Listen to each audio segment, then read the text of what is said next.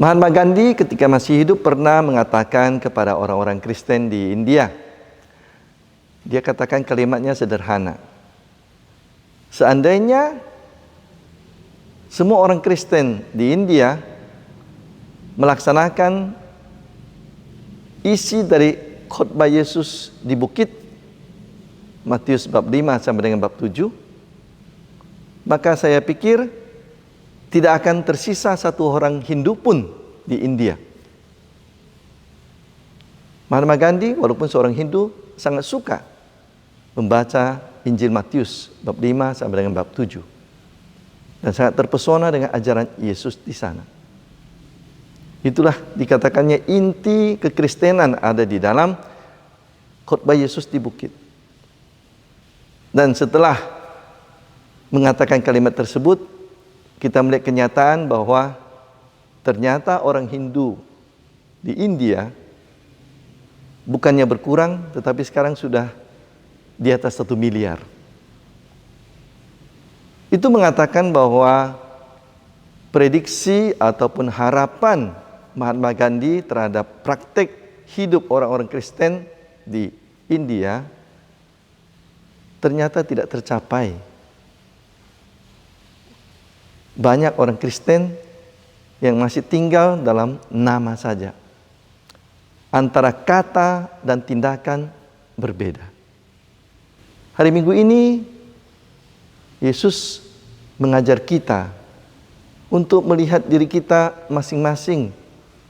Apakah kita ini termasuk orang yang selaras antara kata dan karya?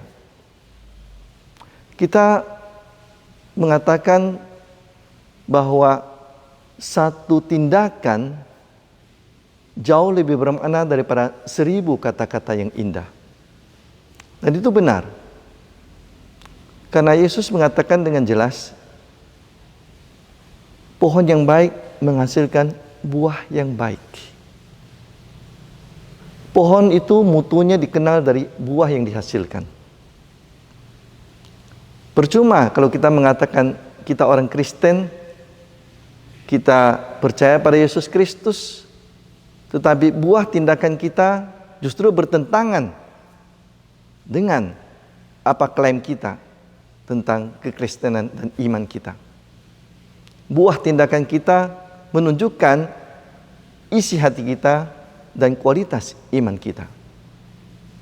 Kita bisa berkoar-koar mengatakan kekristenan adalah kasih, Allah adalah kasih.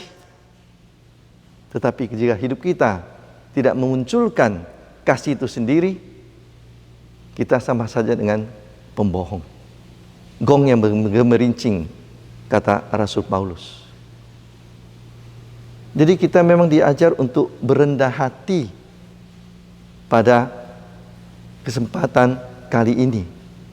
Berendah hati untuk mengakui bahwa kita masih mungkin agak jauh atau mungkin masih jauh dari apa yang diharapkan oleh Yesus dari murid-muridnya dan apa yang diharapkan Mahatma Gandhi dari orang-orang Kristen di India. Yesus mengatakan kepada kita untuk berendah hati karena cenderung manusia merasa diri lebih baik, menjadi sombong secara rohani. Dia mengatakan perumpamaan begini. Ada orang yang mau mengeluarkan selumbar dari mata orang lain. Selumbar itu barang yang kecil sekali. Sementara balok di matanya sendiri, dia tidak lihat. Dia merasa diri lebih baik dari orang lain. Mau mengoreksi orang lain. Ternyata dia sendiri yang perlu dikoreksi. Kita sendiri yang perlu diperbaiki lebih dahulu daripada kita mau memperbaiki orang lain.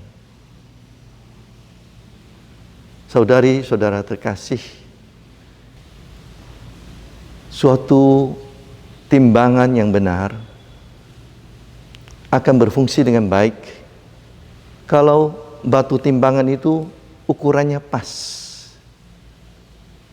Nah, sering kita mau menimbang orang lain dengan ukuran yang keliru dari hidup kita.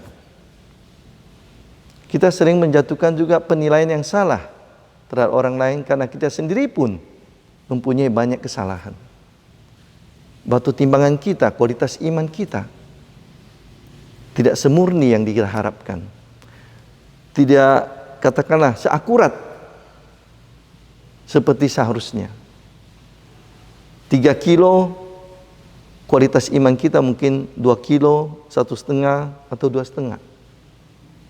Bagaimana kita bisa berfungsi dengan baik sebagai timbangan yang benar? Kalau kualitas batu timbangan kita, hidup iman kita belum mencapai standar yang seharusnya.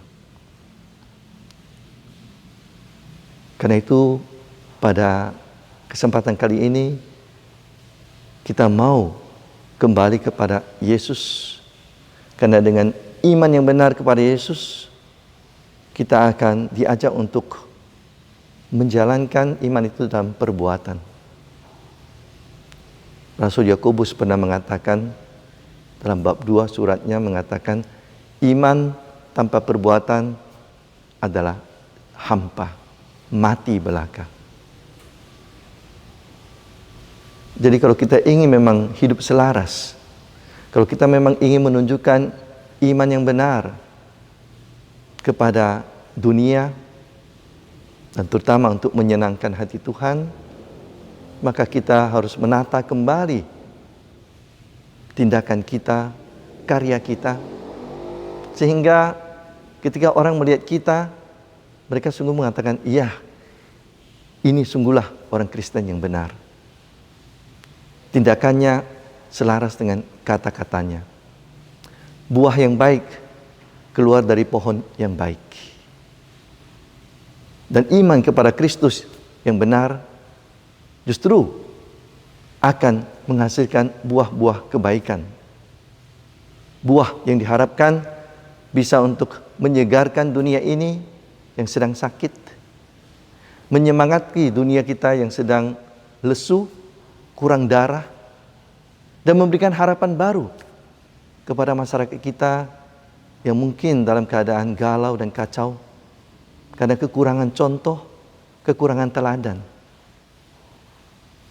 Kita berendah hati datang mengakui kesalahan kita pertama-tama, dan kita mau bersyukur kepada Yesus yang memberikan kepada kita segala hal yang perlu, yang cukup bagi kita untuk menunjukkan diri kita sebagai orang Kristen, sebagai terang dunia, garam dunia dalam hidup kita sehari-hari.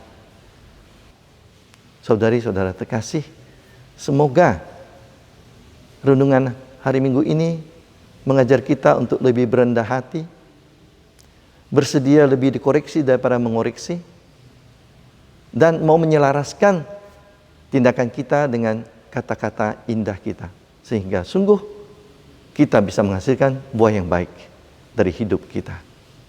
Amin.